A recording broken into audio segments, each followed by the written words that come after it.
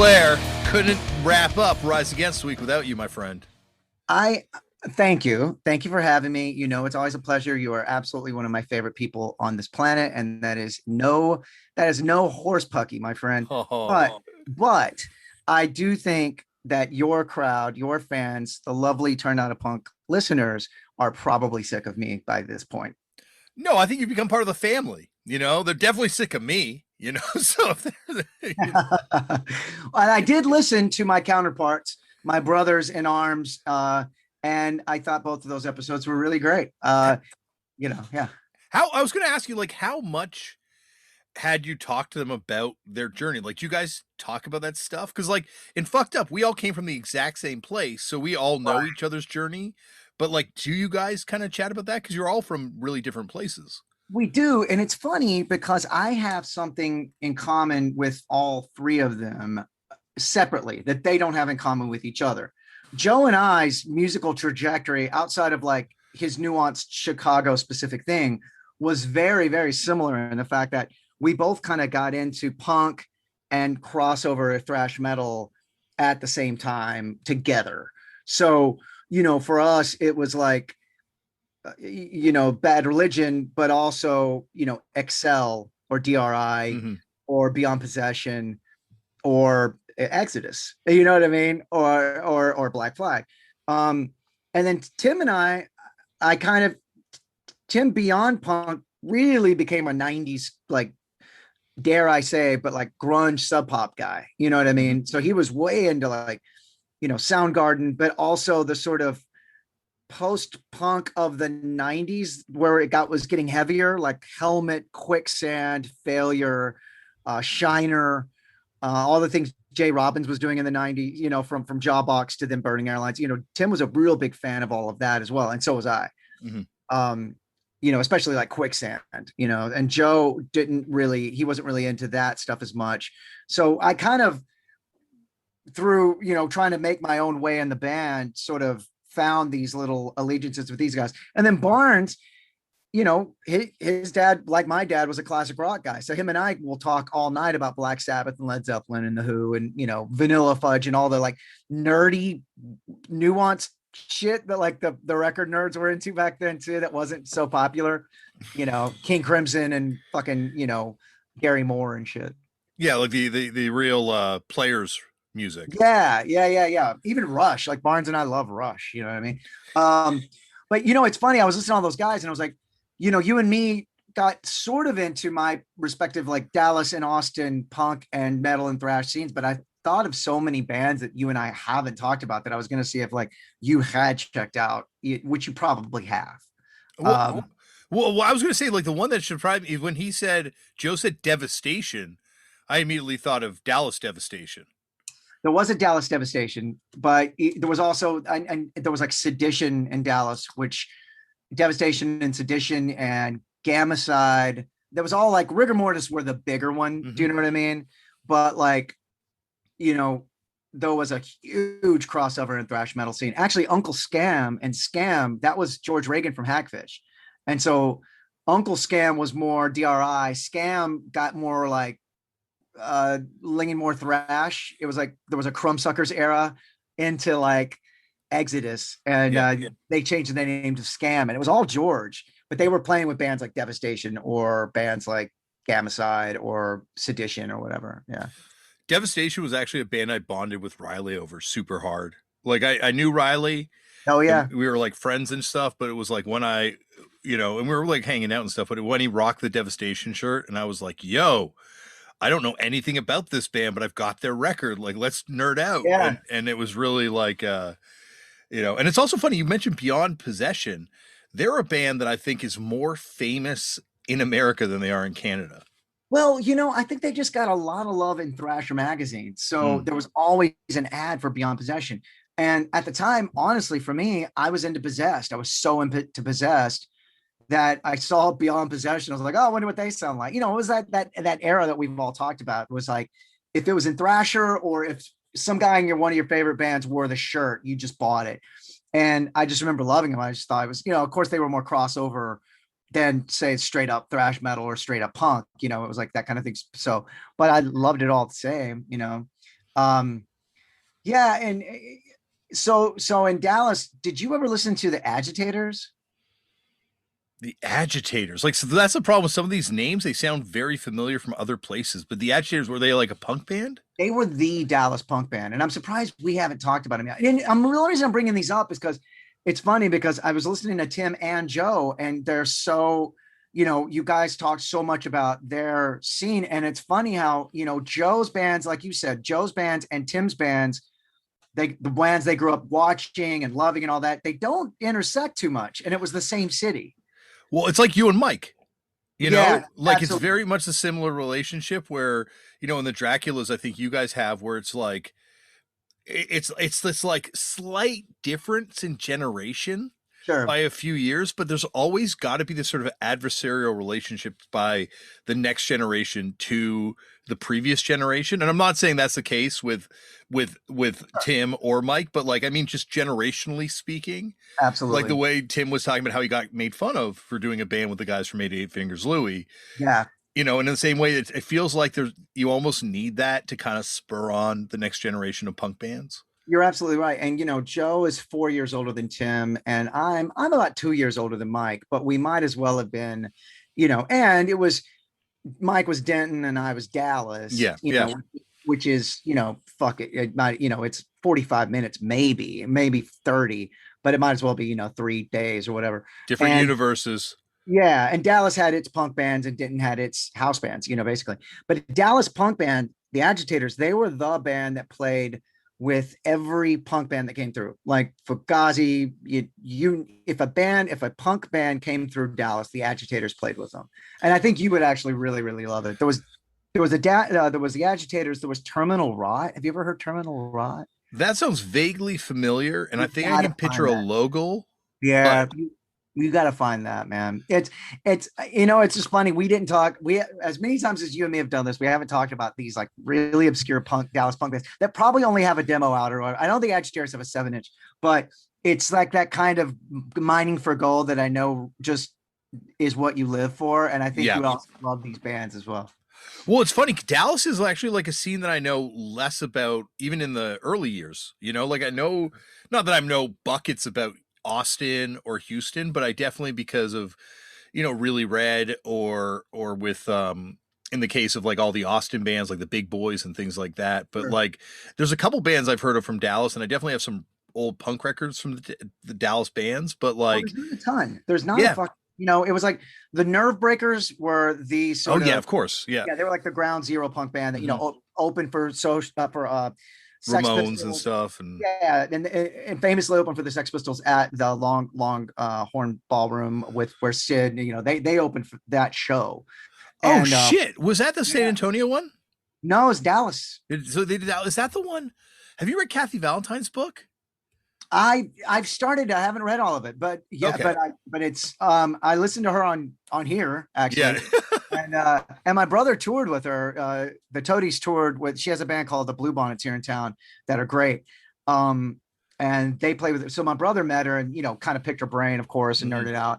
But no, it was Longhorn Ballroom was in Dallas, and the Nervebreakers opened that show, and then Barry Kuda, who was the guitar player for and like also this sort of sage of punk rock in Dallas, he started a band called the Yeah Yeah Yeahs after that. The Who original, also yeah, yeah, yes, original Yeah Yeah Yeahs, yeah, yeah. they were great. But there wasn't a shit ton. Even like Austin is so famous for Big Boys and the Dicks, and then when you get into the like later '80s and '90s, the whole emos crowd that got that weird sort of Ed Hall, the Cherubs, the Yeah. Fuck Emos, the Motards. It wasn't. You couldn't really. I mean, you could call it punk, but it's punk the way SST record stuff was punk. Some of it Yeah. was like Zoog's Rift or whatever. You know what I mean? But Uh, that stuff was really well documented because of the labels that were putting out the records, Grant Syndicate. Yeah, yeah. and also because of Maximum Rock and Roll and Flipside writing about these bands. Like whereas the Dallas stuff, short of obviously the Toadies becoming massive crossover band and Tripping Daisy too, right? They were Oh Dallas. yeah, yeah, And then for sure. Hagfish obviously grinding it out and kind of making a name for yourselves like the hard way in punk. There's not really like a lot of stuff that kind of got well known outside of that. It's true. And no one saw the Toadies. The Toadies were on that Grass Records label out of the 90s. Like there was a few That other label is that label is hollowed on here because like yeah. Commander Cody, like the pre Bright Eyes band, Oh the yeah, yeah, yeah. 15 was on that. Like there's so many, Such you a know. cool label. And they did Baboon, which were also a Denton band. And they might have done some Brutal Juice, which we talk about almost every time I'm on here. That was one band, me and Mike intersected with Brutal Juice because they were just the band. And they But had releases like on Alternative Tentacles they and did, and they might have had something, but I know Grass picked up a few of those. But they Toadies were just a Grass Records band that like were super weird and didn't fit in anywhere. Really weird, dark songs, and then they become the biggest fucking band out of there. But again, it wasn't like listening to Tim and Joe. I just realized, how vast and multilateral the Chicago scene was. And I get a bit jealous because I'm like, fuck, the bands we had were great in Dallas and in Austin because I'm like a day walker. I'm both, you know what I mean? Um, and the bands I did have, I just absolutely loved. Um, and they nurtured me just fine, from if whether it was thrash metal like Rigor Mortis or, punk like Scratch Acid or whatever, was down here in Austin. But yeah, man, I just started thinking, I was like, fuck, we never talked about Agitators. We never talked about, Gamma Side or any of these other bands in those scenes, you and me, or Terminal Rot. Shit. well, that's why I think Chicago. It's weird how the shift happens because like Yeah. in the 80s, it's not like that. Like there's a lot of cool bands from the Chicago in the 80s, but like it hardly feels like the epicenter of like American hardcore. Whereas in the 90s, it really becomes that. Like you have microcosms for every scene. And weirdly, like, once again, I think we talked about it on the episode but like you have that in Los Angeles, but Los Angeles is so spread out. You have Yeah. that in the Bay, but in the Bay, it's kind of weird because of Max Rock and Roll being there. And it's like a little bit different how everything operates. And same with like in New York, but like Chicago, everyone's on top of each other. And there are these like intersections where you can be like, oh shit, like Dan Panic's first show was seeing James Eha in like the Poster Children's punk band. Right. The, And by the way, Joe said it too. God, what a fucking great band the Poster Children were. great band. Yeah, And- completely forgotten too in a weird way. yeah. And then that drummer, Johnny or John, went on to do Tortoise. The original drummer. I don't know if he's original, but I know he was in. But the reason I know the Poster Children, they came through Dallas and Hackfish played with them. It was Hackfish and fucking Poster Children to make Weird. like 5 people. This might have been 92. No one knew who either one of our bands were. It was a tree show at like on a Tuesday, and then they came back and stayed with us, and then we were just friends from then on out. That's And then it. Well, it's funny because they were on, I guess, Sub Pop. They had a single on Sub Pop or maybe some sort of yeah, release on Sub Pop, and they definitely it felt like the big shifts that happen, the seismic shifts that happens, and I think that's like comes down to the difference between eras is like pre-Nirvana, post-Nirvana. Like if you were yeah, sure. into it pre-Nirvana, and then if you got into it kind of like in the wake of Nirvana, and then ultimately the wake of Green Day and all that kind of stuff. I think that's like a huge generational divide. But like kind of like by 92, pre Green Day kind of like taking over and the Offspring and all that stuff, there's like this huge dip where like it's Oh, like sure. all the alternative explosion happens and then not very many people go to those shows. Well, it was such an amazing time because I remember, that say Poster Children record, Flower Plower, which is fucking amazing. And then Quicksand Slip. And then My Bloody Valentine Loveless. And then, Yeah. like all of it. And it felt like we were the way that like guys that are older than me, like say Bill Stevenson or whoever, that era in the 80s of that musical awakening where it was coming out of punk rock, where every band was just expressing themselves however they knew how, and no one sounded the same. We kind of had that a bit in the early 90s. And then, like you say, after Nirvana, you were either this whatever grunge was, and that became sort of homogenized in a bit of a way, and or whatever the West Coast punk rock sound was. Do you know what I mean? There wasn't that sort of experimentation, or it was happening in the 90s, but it was getting, thinned out less and less and less. And then we got into the 2000s where you either sounded like one thing or the other thing, there wasn't a whole lot of that experimentation. It was almost that youthful exuberance of, I got handed an instrument and I'm just going to make noise and figure out how to play it the way I play it, which is like, like what Sonic Youth have always said that they kind of did. They're going to detune it and play it with a drumstick, or it's like if you've never seen somebody play guitar or write a song or whatever, you're just winging it. And that's what a lot of that music felt like. It's just such an exciting time.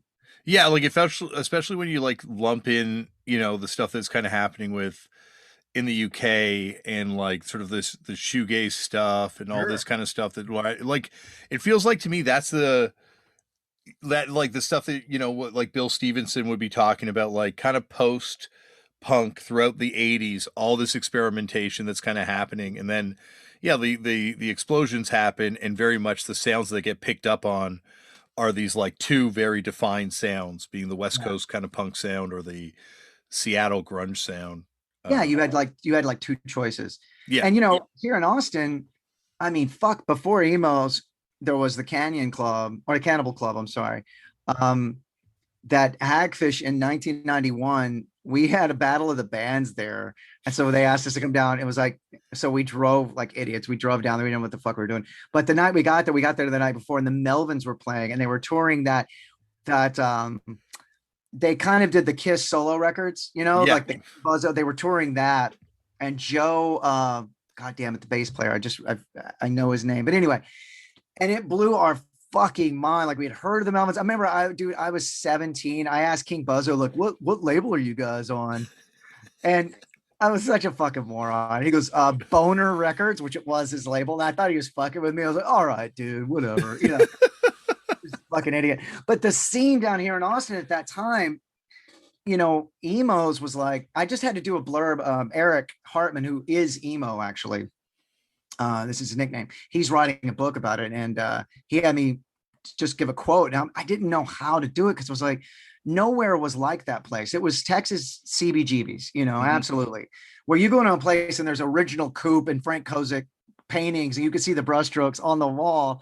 It seemed like every night there was either an AMRAP band, a trance syndicate band, a sub pop band, a grass records band.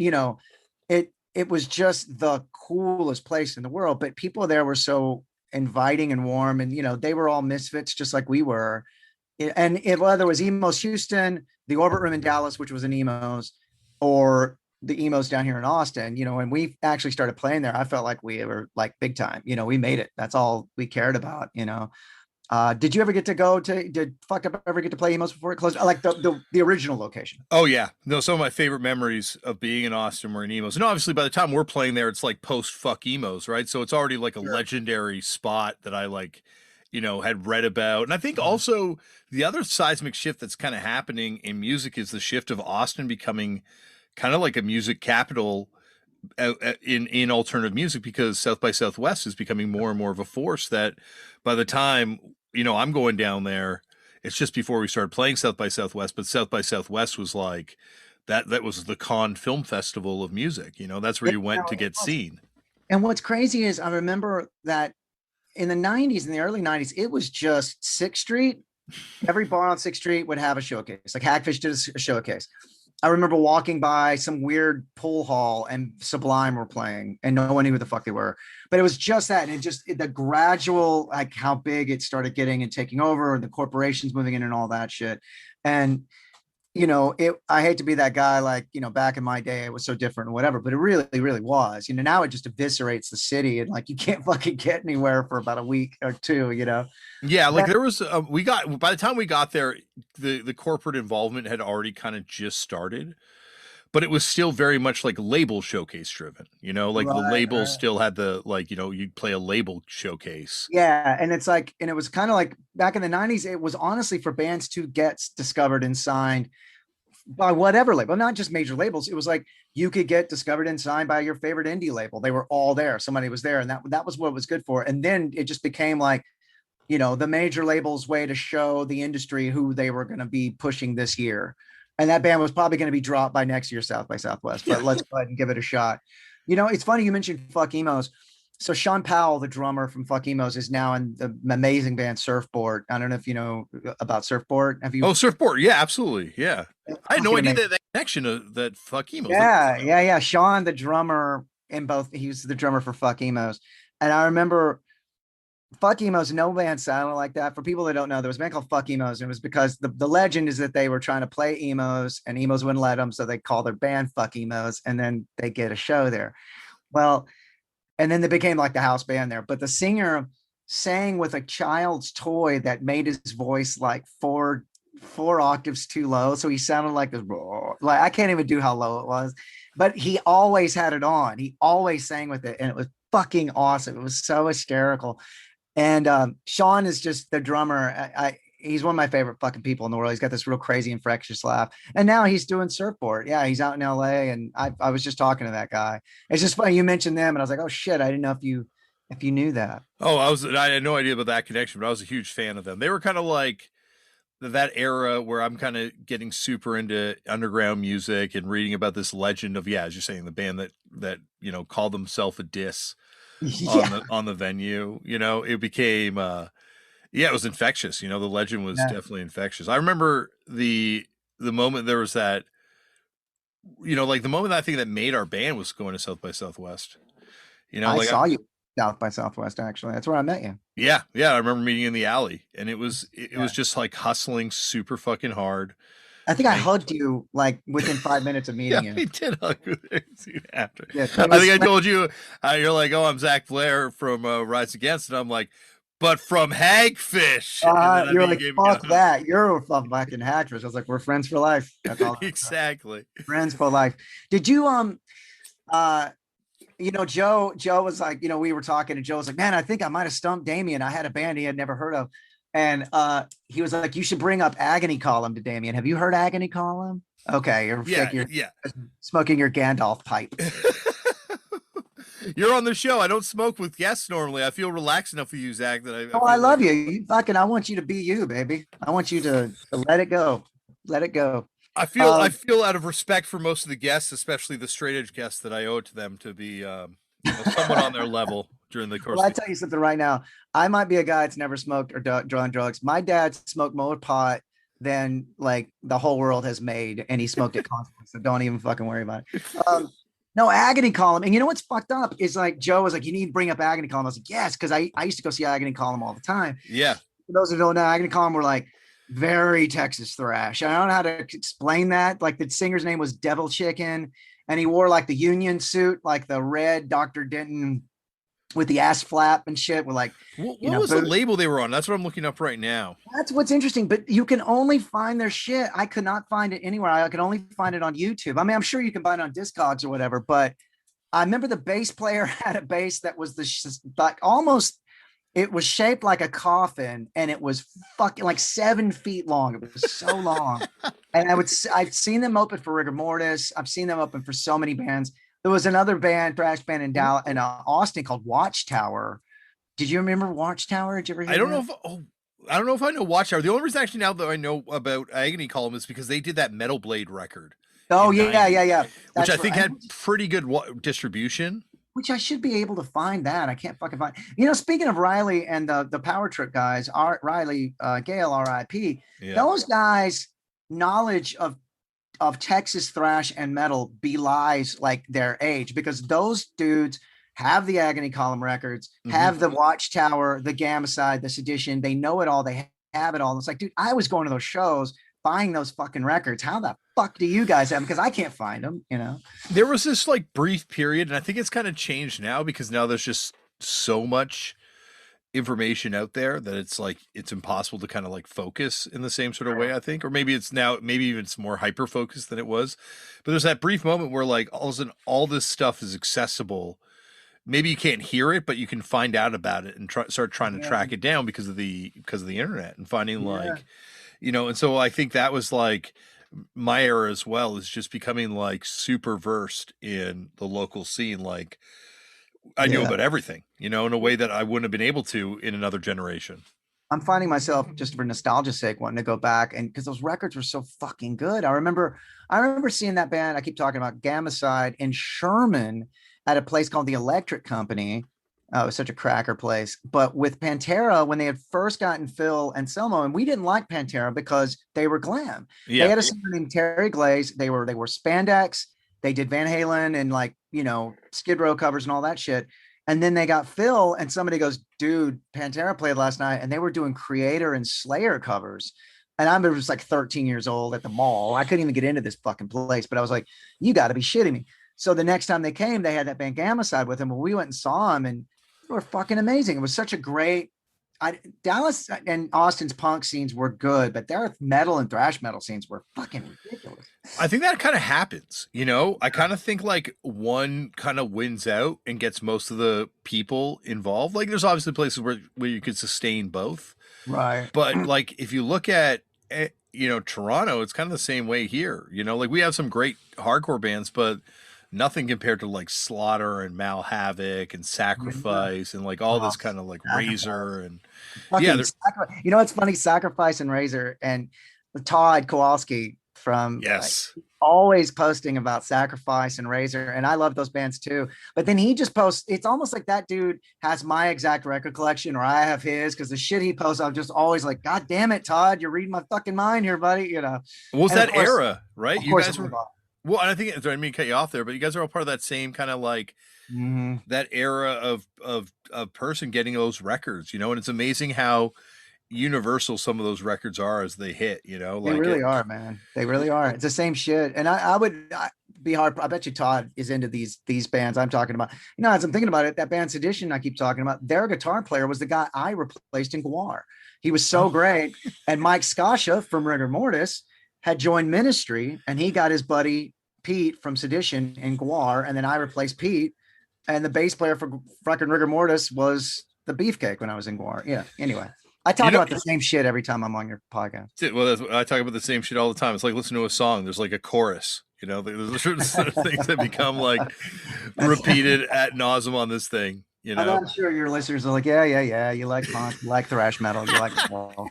Yeah. I think that's what makes this thing so fun is the fact that there are these like, you know, the repetition is what brings comfort. You know, Absolutely. I fully agree. I agree. I'm just looking up the lineup of Ministry, and it's like you could kind of go through Ministry, and you know that 6 Degrees of Seven Kevin Bacon gig. Oh yeah, dude. Well, dude, that mind is a terrible thing to taste lineup. So the band he toured with, and then they ended up recording, I believe, correct me if I'm wrong. I know it was Mike Scascia. It was Terry Bones from Discharge, Broken Bones. It was William Riflin, I believe, and Ray Washam, I believe, that had been in Scratch Acid, who had moved to Chicago. And he had also been in the Big Boys. Right. And then Kevin Nivek Ogre from Skinny Puppy, and Paul Barker. And I might be leaving some of them out. And those, I know they had two drummers, and I know William Riflin was one of them, Bill Riflin. And I'm pretty sure at the same time it was also Ray Washam. Just ridiculous, man. They had the chicken wire on the front of the stage and all that. I just remember that from 120 minutes, like watching those live things. Well, and Bill Riflin, like he was in like that Seattle band that's like the pre-Screamers band that's also Nikki Sixx was in, that El Duce was in. Oh shit, I did not know that. Yeah, like you could like I think sit here and through Ministry just do a map and connect every kind of band. You know, like well, oddly enough, I have a weird connection through Mike, through Scascia, who was like their guitar player from that tour on, that crazy fast hummingbird double picking. And it's like, I asked him, I was like, I've never seen anybody play as fast as you. And he was like, well, I did speed for like 20 years and just practice double picking. I was like, oh, okay, well, that's one way to do it. Performance enhancing drugs. Yeah, that dude went out like a Viking, man. He passed away on stage with Rigor Mortis in the middle of a guitar solo. Holy fuck. He just Casey, my one of my best friends, who's the Beefcake the Mighty and Guar. Rigor Mortis had gotten back together and we're playing some shows. He said he was in the middle of a lead. He looked over and he said, Mike just raised his head in the air and closed his eyes like he was, you know, and just fell backwards.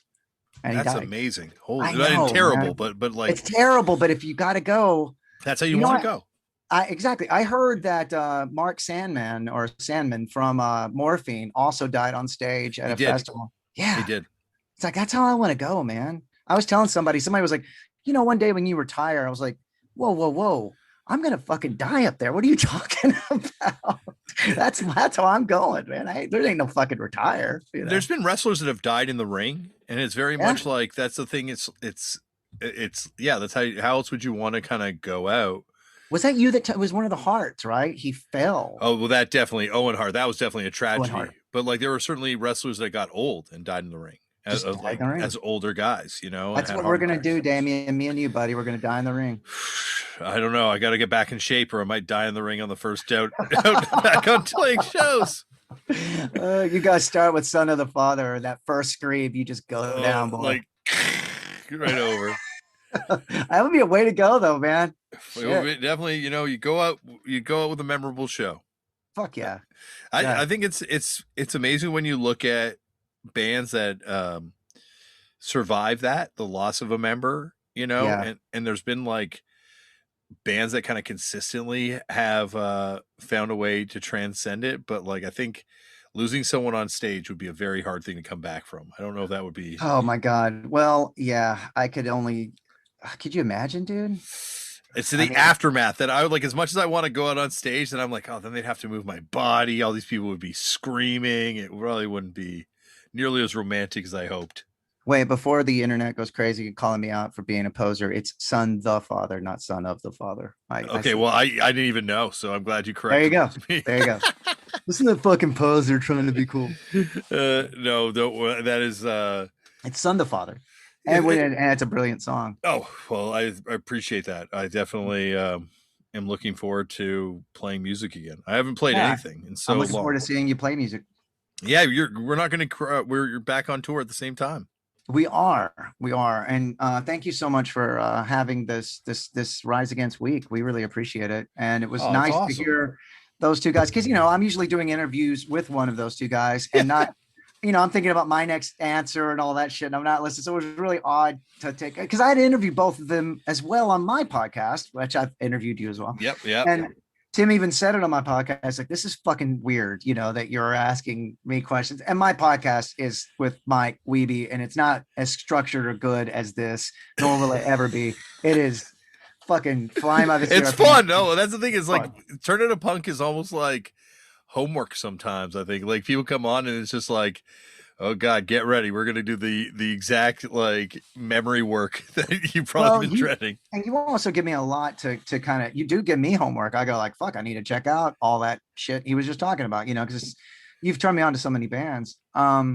Yeah, man. And so I was flattered and honored that you want me to do it again. Oh, I appreciate anytime, man, because this is obviously a huge fan of your and Mike's podcast, but like before you guys had a podcast, you were Turned It a Punk family. I'm sorry, my wife is dancing right now. All right. Well, I've kept you long enough, my friend. I should let you. This was a bumper episode. It was good, right? It was bumper. Oh, it was great. It was perfect. It was a perfect end to Rise Against week. Thank you, man. Well, I love you as always. I love you too, buddy. It's great to talk to you, Zach, and hopefully get to see you in person, give you a hug. Soon. Yeah, absolutely. I mean, you will probably be in the States while we're touring, correct? Yeah, we're going to be, I think both out on the road at the same time, but I think we'll be coming to Austin. Hopefully you guys come to Toronto and, Yeah. Well, let's see if those shows intersect or something. Cause you got to come out. If you have a day off, it's anywhere near ours, it's Descendants and us. That's going to be great. So it'd be pretty awesome. Pretty amazing. All right. Yeah. I love you, buddy. Love you, Zach. Take care, man.